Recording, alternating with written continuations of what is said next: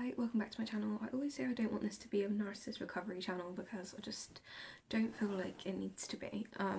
But there is a big thing that even I'm sort of like looking at the moment to do with trauma bonding, which is sort of to do with narcissism. And it's just how, or like toxic relationships, and it's kind of how simply a sort of push and pull relationship is kind of made. I'm not really gone into like the sort of like the technicalities of like what is involved in terms of like the positive like reinforcement versus the negative reinforcement. A lot of thing about trauma bond is like it's basically like a confusion that you go into, and like a fear mongering sort of dark hole of badness in a narcissistic relationship with a victim that it's kind of like you get positive reinforcement for a while, and then all of a sudden there's emotional withdrawal. There's like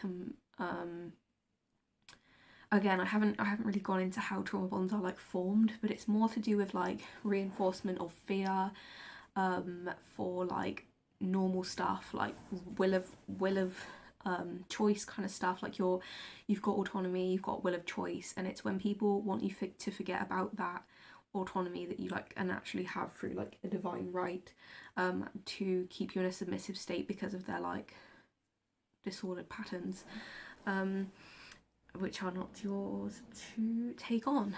But that's what happens with disordered people, because obviously that's their reality. They want you to see it in that way, like because that's their set point. They need it to be your set point, or they want it to be your set point. That's where you have to heal yourself and go through life in an autonomous way, even though it's really challenging, especially when you've been exposed to this against your will, or at times that you didn't feel that it was like going to be possible to leave for various reasons, be that through family, be that through relationships, and whatever else. So let us start, and this is kind of the reason why lots of people stay in these relationships rather than just like leave, because you know, insensitive people, people that don't get it, even people that are kind of like on the same mind train as the toxic person, because toxic people do like to condition others to kind of go along with their narrative, because obviously this is their sense of reality, but then they're obviously inept of understanding how toxic they are, so they'll just kind of like make up lies, and that's kind of innate with narcissism.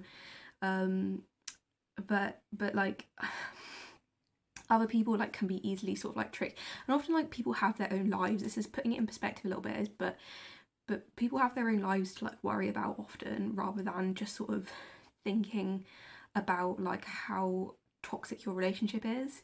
Like even friends of mine, like sometimes you just let them get on with their own lives. Do you know what I mean? This is why it's so important to have your own mind in life, rather than just sort of like roll along with the punches and kind of do this stuff. And I think coming out of, you know, they say once you come out of a narcissistic relationship or multiple, you come out so much stronger and more like empowered than you ever have been. So that's kind of my thing. I feel like I'm feeling the effects, but I feel like I have like a final shove to kind of like get me onto the like full thriver, you know. So so I did a video recently about what love is, and you have covert or overt narcissists. Love is not covert. Love is simple in my mind. Obviously the purity that comes biblically from love, it being like patient and kind and blah blah. It's not covert, it's not under the radar.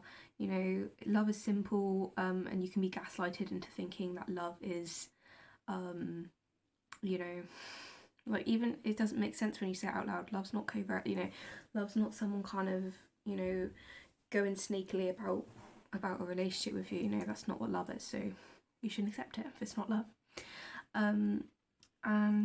And I heard this person on YouTube liken it to a person, like for example, if they're an overt narcissist, they will, it's like a person with a ski mask stealing from you, and that's a person that's overt, and someone that will like, you know, take your purse and like have a ski mask, run off with it, because kind of like narcissists are like sort of like thieves of energy and whatever. You wouldn't verbally choose to like give them like your attention or whatever. It's just they do weird stuff sometimes, especially in covert narcissists. I've definitely noticed that, how people just do weird stuff to like get attention, like even if it's just like the weirdest shit and that's like really embarrassing, they just don't care and they do it anyway. But if it's a covert narcissist, it's kind of like, it's like more invisible, because they don't, even though they're passive aggressive, often it's just like not so like obvious. Thing about overt narcissists is they're easy in terms of groups to kind of ward off often, because people see their behavior and they think, oh god, like what an awful person, they're so loud, they're so rude, they're so like nasty, they're so like irritating, whatever else. Like people are just like, oh yeah, like that makes perfect sense, like why would I want to bother with them? But like if someone's covert and they go about it in like more of an, you know, under the radar kind of way, and it's harder to detect, because people can go about covert narcissism in a lot of ways. You know, they might just kind of not really go near you in certain ways. They might be very passive aggressive in certain ways. They might just like parasitically like latch onto you in some way if they've got like some level of sociopathy or whatever else. And there's just so many ways like a covert narcissist can go about gaining what they want, be that supply or attention or validation or of their like self and their like, you know, ego self. There's just so many ways that covert narcissist can also go about that. Again, it's not like a video on that, it's already 6 minutes and I haven't even started talking about trauma bonding.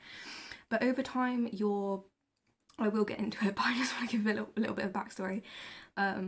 Your self-worth is slowly eroded by covert narcissists, because often in covert narcissism, even though like the actual behaviour, once you pinpoint it, is very obvious, they do kind of keep you in this, as I say, trauma bonded loop often to make you kind of compliant with them and go back and just basically devalue your sense of self so much that you don't feel comfortable enough to sort of carry on as an autonomous being without their validation. They sort of like condition you for their validation before you're like able to go about your life as a sort of autonomous being.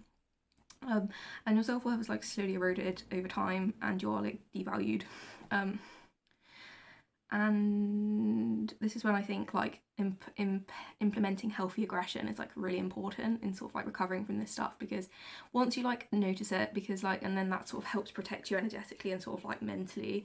I feel like if you can sense this stuff's happening, like it makes you angry on a real level, because psychologically and to do with your immune system and stuff, it creates a real tangible effect. Trauma bonding, it takes so much effort to like mentally get over, and like it's a form of like theft of energy and stuff. You have to become immune, like not, you don't have to become, I mean the goal is to recognize it and like actually not engage in it at all, because it has like real physiological effects that like have effects like on your body and mind that sort of like are really detrimental and stuff. Like that's why they do it, because they want you to be submissive and they want you to be under their control and sort of, you know, invested in their sort of like dysfunctional mind frame.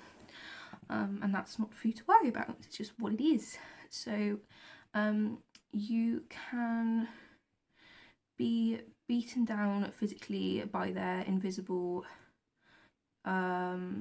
sort of abuse, and it's not, as I said, it's not really invisible, but over time when you're involved with a covert narcissist, they make you more and more miserable, more and more confused, and then because you're gaslighted very subtly, the thing about covert narcissists, they're very subtle, you start to believe something's wrong with you, and so does everyone else, because of the conditioning they're also doing to other people. It's just very under the radar a lot more, hence like the word covert narcissist. Like it's just not as visible. They do say about covert narcissists they're also psychopaths. So the thing about psychopathy that's involved with covert narcissism is that it's quite what's the word? It's very mental. The thing about narcissists is they can be cerebral, they can be somatic, so it's not always about the need to manipulate, because sometimes it's manipulative either way, but sometimes people are somatic and sometimes people are cerebral. So if they're cerebral, which is like mental, they kind of really think out their mind processes and how they're going to manipulate someone, and they kind of like, that's how they think, and they can be very disturbing in that sense. I think all narcissists are disturbed, but at the same time, if you're a cerebral narcissist, like when you actually get into the psychology of a narcissist, it's deeply disturbing. Like, you know, they literally just, I've had narcissists in my life that I've literally just been like literally obsessed with like making my life hell, and they'll do tangible things to show it. Do you know what I mean? It's very, very sad and strange, and you know, I think they were like a sociopath, but like as I said, there's variations of toxic people, so not everyone is a sociopath, but covert narcissists are also psychopaths. It's been shown. that is the case, because you know, if you weren't psychopathic, why would you go about this sort of toxic disordered behavior without that ability to have guilt at that level that is sort of enough to be able to, you know, it's that entitlement and antisocial behavior, lack of being able to take accountability, that evokes, you know, the charm and the manipulation that evokes self-doubt in a person, and guilt, and just like genetic risk, if someone's like, you know, antisocial and all that stuff that goes with psychopathy. I've actually done types of psychopaths on a video, but you know, psychopaths, they have this chronic like level of lack of guilt. It's just inbuilt within their sort of, you know, being. So they will beat you down, and make you more and more miserable. And it's more of a long-standing thing rather than like a quick thing. Like but they still work in the same way as an overt narcissist. But it's like with covert narcissism, it's very much like more of a long-standing pattern that can have like a tangible effect, because the thing is, it just can go undetected. That's why it can be more sinister than overt narcissism, as I said, because it's very easy to detect an overt narcissist. You can just be like, okay, get the fuck away from me, kind of thing. With covert narcissists, they tend to just be a bit, it might not be as noticeable, but it can be noticeable if you look out for the warning signs. And as I said, it can be validated by other people because it's not so overt and they're not so grandiose overtly, even though they are grandiose within themselves. They're not grandiose potentially to other people, so it means that other people don't necessarily sense or see the dysfunction, and because psychopaths are like chronic liars as well, it's like they'll create this facade and tangible, like, you know, mountain of lies that kind of go around different people that sort of lead other people to believe that there's either nothing going wrong. They can say things like, you're too sensitive, or like, you always see the worst in people. But I've noticed that just because one person doesn't validate you, or like even like a group of people don't validate you, or like, you know, people don't understand the full situation, it doesn't mean you're invalid. If you see those patterns in yourself, it's so important to validate yourself.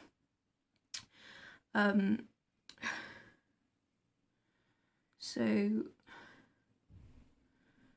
yeah, and then along with this, they often like hit you with smear campaigns, to keep you in sort of like a weak state, and sort of like basically submissive to them, or to attempt to make you submissive to them, because obviously they'll kind of like go with the whole like rule of numbers thing, which I think is just one of those things where, yeah, it's kind of true, like the rule of numbers, in case of like, obviously you're going to like feel potentially worse if like more people validate them, but at the same time they're often flying monkeys, and it's not based in truth. So, you know, regardless of how many people there are, if they're lying and you're telling the truth, like, you're always going to win, you know, whatever you choose to win. Like, if you're right, you're right, you know what I mean? It doesn't mean they have to share your belief, because narcissists are incapable of actually coming to that belief, and that's the problem, which is why you have to do it yourself. It's like, it's not ingrained in their psyche. They're not capable of mentally doing it. I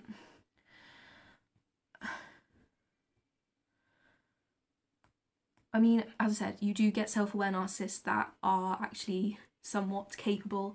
I mean, like, they are capable of viewing their own patterns, and that would make them more able to actually make sense of their patterns and be aware of it. Lots of narcissists aren't self-aware, so when you do come across self-aware narcissists, they can be good at validating, to an extent. Obviously they still are narcissists, but at the same time they will sort of like, they can educate other people on narcissistic patterns, you know, generally. So that's what it is as well, bearing that in mind. And separating from a narcissist can be like going into witness protection, and literally just hiding from them, because I have a lot of issue with, and I think when you're trying to distance yourself, I'm going to get into the trauma bonding more in a sec, but when you're trying to distance yourself with a narcissist, you are going to, you know, it's difficult whether you're going to like talk to them, you know, and set boundaries with them, and it is part of it, I think, but boundaries are going to be set by you. Like, you're not going to be validated for your boundary. And I think people have that fear of that conversation because they're like, they know they're not going to be validated, and all they're going to do is be met with invalidation and abuse and rage, even if like someone gets angry about it and whatever. And I think that's why people are so fearful of having those sort of boundaries put in place. But it's so important, if you're going to set boundaries, you know, it's you're going to find different levels of boundaries with different people because of different people's personality traits, and you have to be realistic. Because if you set like a boundary with an overt narcissist that like they're not going to be, you're not going to get annoyed with them being obnoxious, like that's just not going to happen. Do you know what I mean? They're going to continue being obnoxious, that's just what they are. But obviously if you set boundaries that are realistic to the situation at the time, if you don't like your situation, change it. But it's like, if given you can, as I say, and I'm not saying like it's that easy, and it isn't. And obviously everyone has their own situation. Who am I to judge?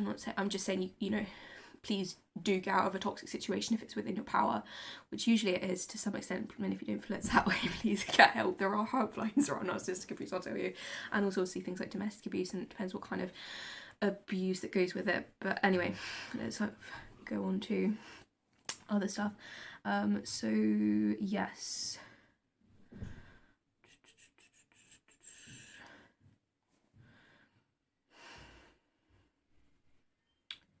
Yeah, let me just carry on because I'm literally rambling a bit.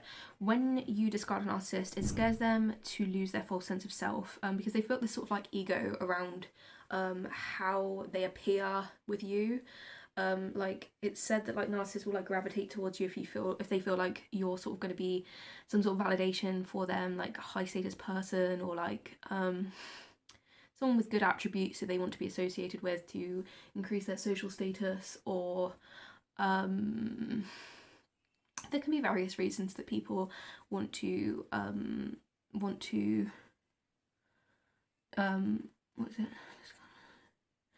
be associated or affiliated, but also have this even believed sense of self within themselves.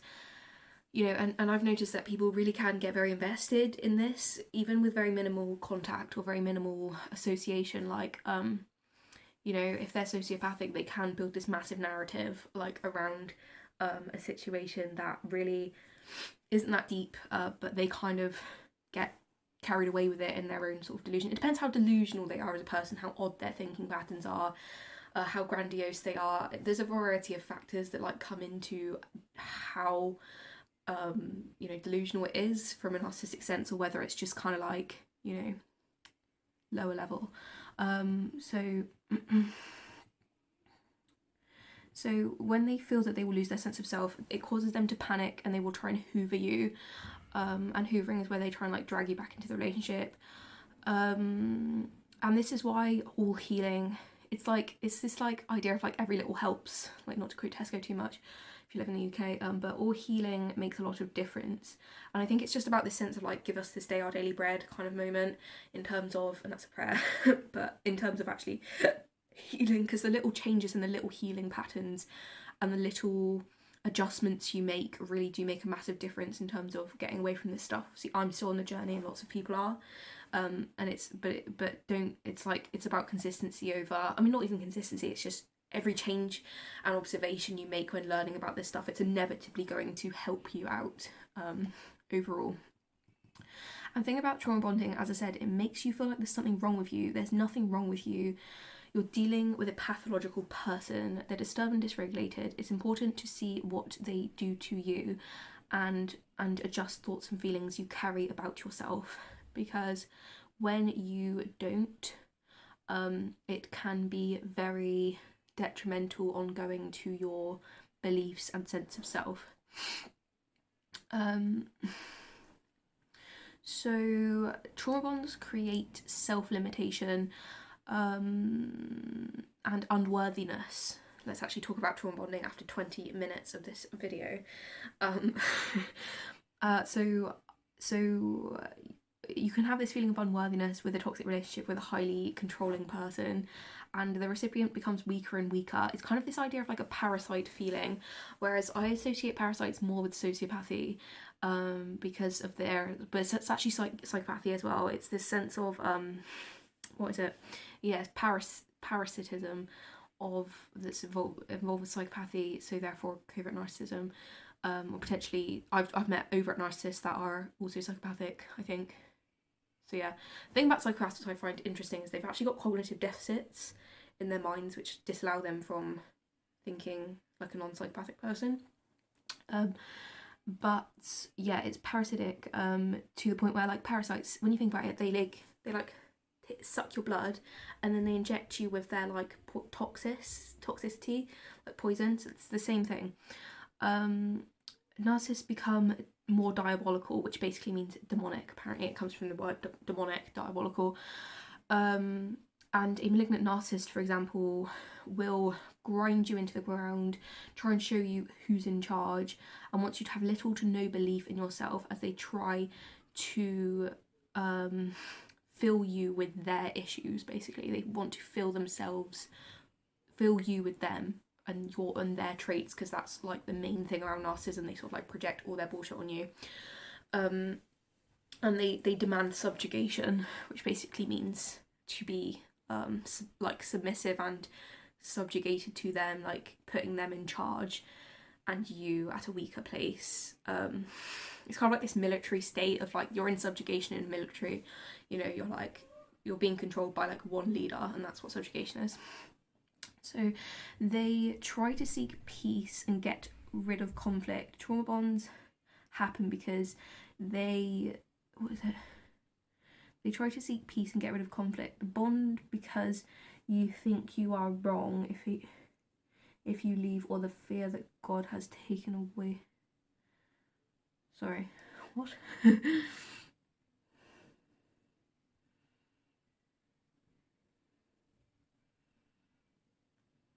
They try to seek peace and get rid of conflict. Yeah, so I think this is the victim here. They try to seek peace in the relationship. So obviously with a toxic person, you're not ever, because it's unchanging, going to find a sense of peace. If you're a healthy person, you're just not. But because of this like future faking dangling idea, you are, and when you're stuck in a trauma bond, you're consistently feeling like you have to seek peace in general, but also in the relationship, and get rid of the conflict. And like that's a natural thing to want to do within your own mind. You're just not going to find it in a toxic relationship. And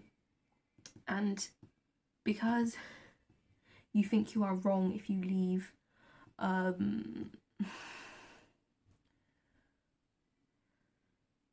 yeah, you also have got this like intrinsic fear that's been sort of like molded into you, that if you leave, you will have issues, and obviously like to face like rage and stuff. Like, so that mixed with the fact there's like consistent conflict and lack of peace, which makes you tired and worn down, aka what I just talked about, plus the fear if you leave, it gives you this fatalist mentality, and it's just a really, really horrible place to be in, basically. But just a little side note, narcissists do like to fight with each other, so I would say just like let that happen. And if you're a healthy person, just let it all happen, because you can't control another person. You cannot. Like, you need, like, you know, but it's just about yourself. This is about the person that does not want to be in the narcissistic relationship but feels stuck in it to some extent, and that's what this kind of a video is for. You do have to let other people be what they are, because part of this stuff is also about controlling what you can control and repelling what you can't, or not necessarily repelling what you can't, repelling to what you can, but also it's not about outsmarting them.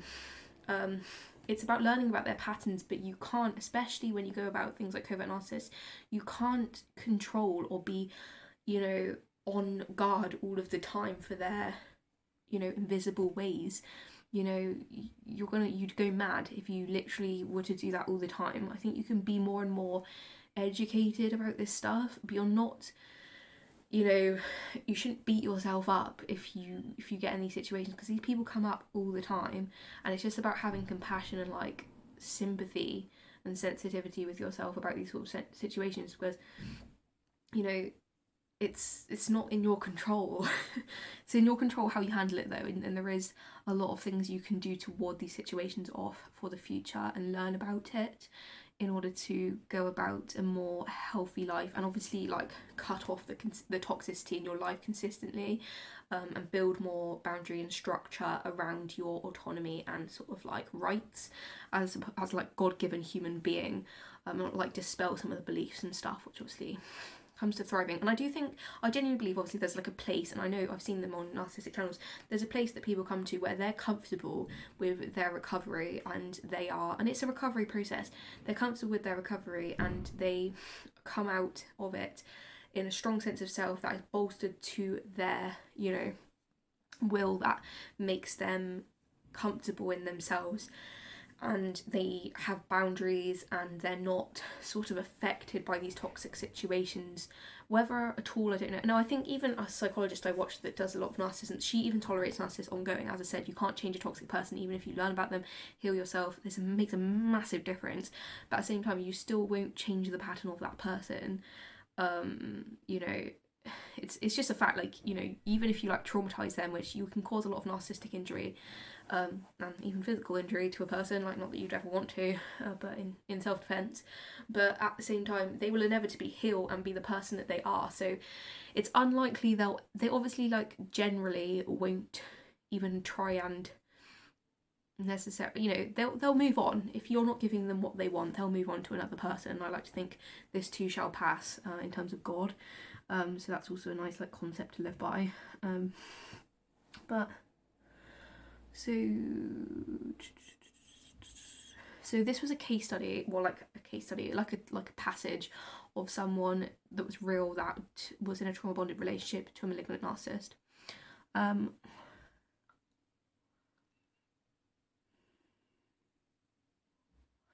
So, and I also think, sorry, just to add to the last thing that I said, which was how you might feel that you've been in a trauma bonded relationship. Even I think it's about addressing past trauma bonded relationships that might make you more vulnerable, if unprocessed, to new trauma bonded relationships.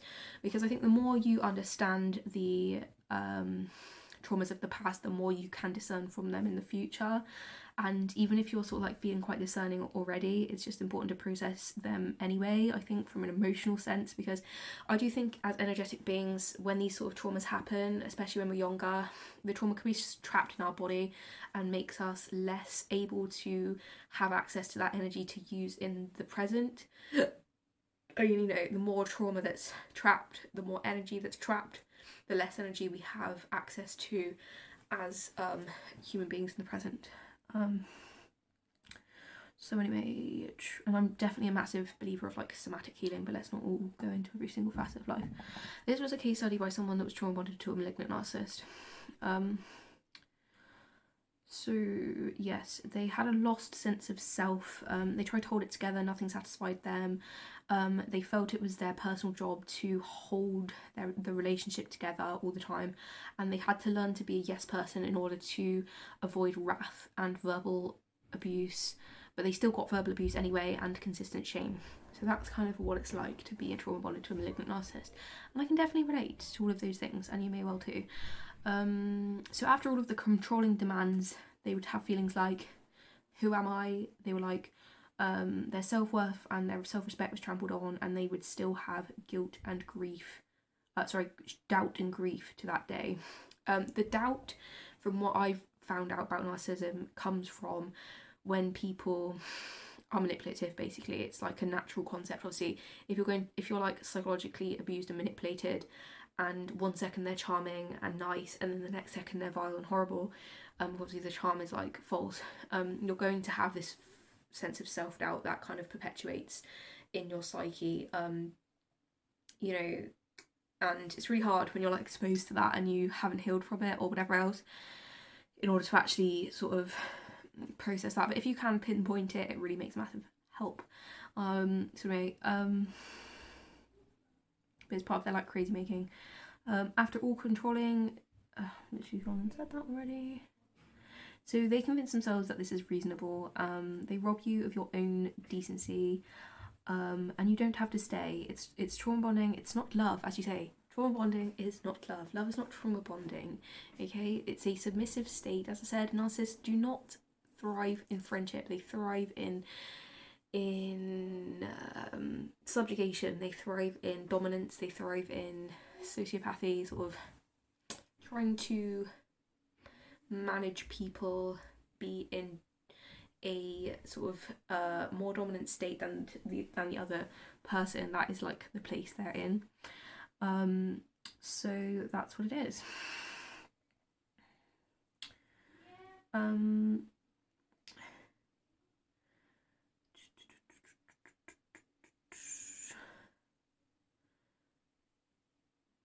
yeah, it is okay to say no. It's very important to realize this, because that's the main thing about trauma bonds. Like, you just get stuck in this like loop. Like, it's like I have to delete the video. So as I was saying, I think it's so important to realize that autonomy, and how you don't have to, like, from this moment, like, I'm serious, like they say this in the Narcissistic Recovery channel. If you're still with me at this point, I don't want to like, I don't even care about my like views and whoever is like going to judge me for people, like, literally if I get no comments for this, but if you're still with me now, like, and you don't have to do this as well if you are with me. But it's like, people say, like, write in the comments like, no more, not from today, not from this moment, do I have to, like, any of the above, please go ahead. If you don't, it's also fine. I'm not actually expecting that. But at the same time, if you are yeah, if you're in this type of a situation, you don't have to stay. It's okay to say no. They're a disturbed it's a pathological person that you're interacting with, a disturbed person. You are not duty bound to them. You do not have to protect them, which are two things that are often very prevalent in trauma bonding. You are not obliged to stay, and I think, okay, this is the word, stop now. In capitals, stick it in the comments if you want. I'm not expecting any, but stop now. I might write it myself. No, that's a bit sad. But they have, I haven't written this down right because I've done a typo. Impetive thinking.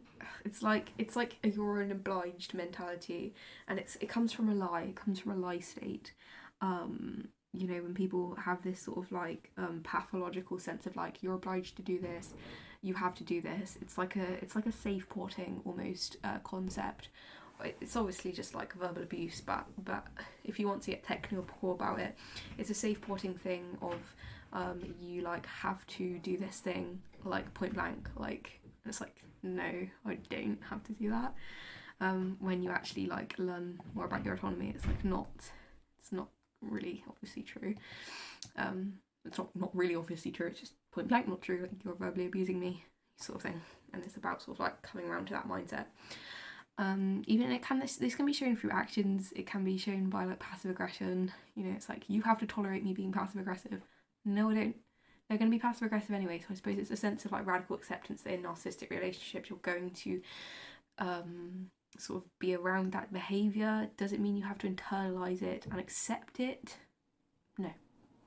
Like, okay, radical acceptance, yes, you might have to accept that that's going to happen.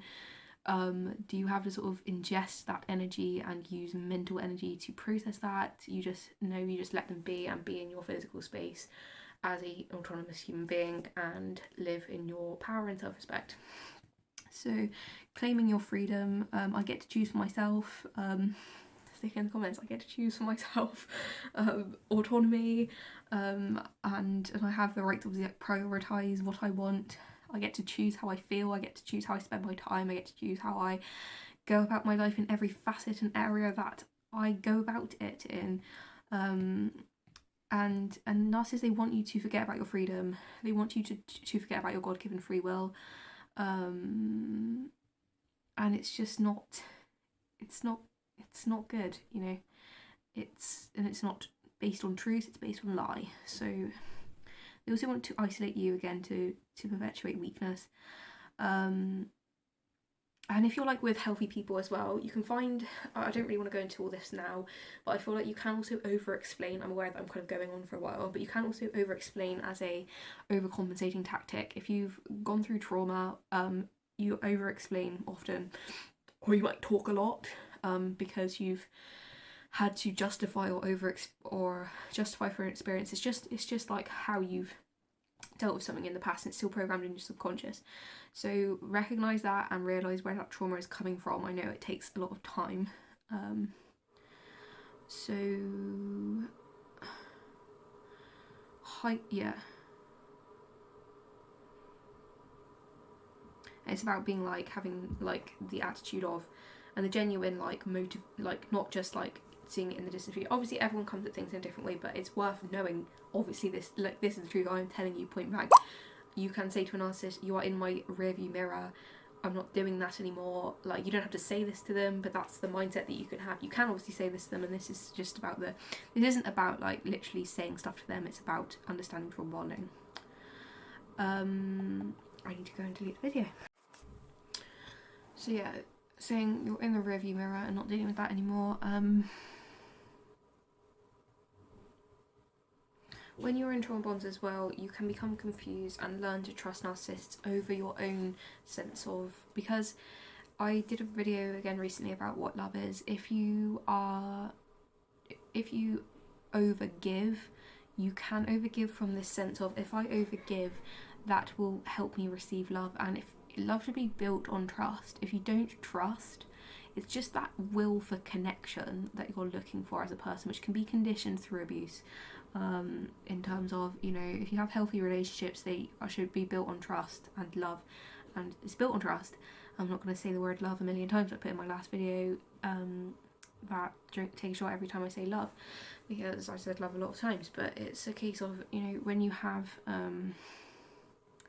this sort of mentality, you learn to trust the narcissist's memories over your own, because I guess it's even from a sense of, you don't trust yourself enough to actually not even, I'm not saying you should blame yourself, but I suppose it kind of logically makes sense that you trust them over yourself, because you don't trust yourself to keep yourself safe enough to do that, so you're just hoping that they're going to give you that sense of trust and safety where they can't, and that's why it's so important to build discernment. And you also learn to stop setting boundaries that are never respected, because you're not setting boundaries also with yourself. I'm giving you the tough love here, like, and I don't think it's ever, especially in narcissistic relationships, it's the worst thing ever, and it's never about, but I think this is what I need at this point, and it's not maybe what everyone needs, but I don't think it's going to be harmful to anyone, but I think it's a case of like that final shove that I need, like, and it's prevalent in people that have poor boundaries anyway, which obviously comes from this sort of thing, and obviously not learning to have healthy boundaries, because lots of people don't want you to have them. But over time, trauma bonding causes you to stop setting boundaries that are never respected, because obviously you're just going to learn it, like the brain's a computer. If you learn your boundaries are never respected, even though they won't ever be respected, it's important to set them anyway, even if they're like chronically disrespected. Obviously, if it's really bad, you need to get out of that situation, but you do learn to stop setting boundaries that are never respected, because obviously you just learn it on like a, you know, hopeless level of like, what's the point kind of thing, and that's just can lead to all sorts of mental health problems and depression and blah blah blah.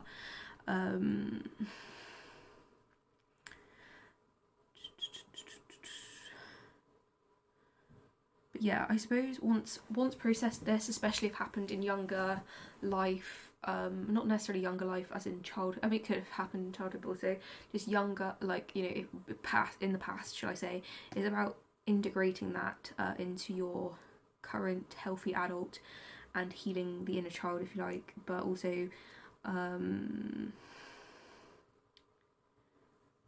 having the like strength to do that, because you do have the strength to do that. God gives us the strength. Maybe I'm not going to say put it in the comments, but God gives us the strength to do that, whether you're literally religious or not. I'm not going to tell you to do that, because I feel like that's religious conditioning, which I don't want to do. Hopefully I'll get to the end of this without it cutting out. Don't listen to invalidating people and invalidating voices. You can do it. Forgive yourself for not getting loved or validated or abused or neglected in the past. It was never your fault. Realise it's not your fault, and you can consciously change the situation as a healthy adult. And I don't know why I'm going to add this at the end, but narcissistic relationships are like circuses, because they just need the more supply that they can, so it ends up being like a circus. So yeah, maybe slightly irrelevant to this video, but just a little tip for the day. Thanks for listening, and my camera's about to stop, so speak to you soon. Bye.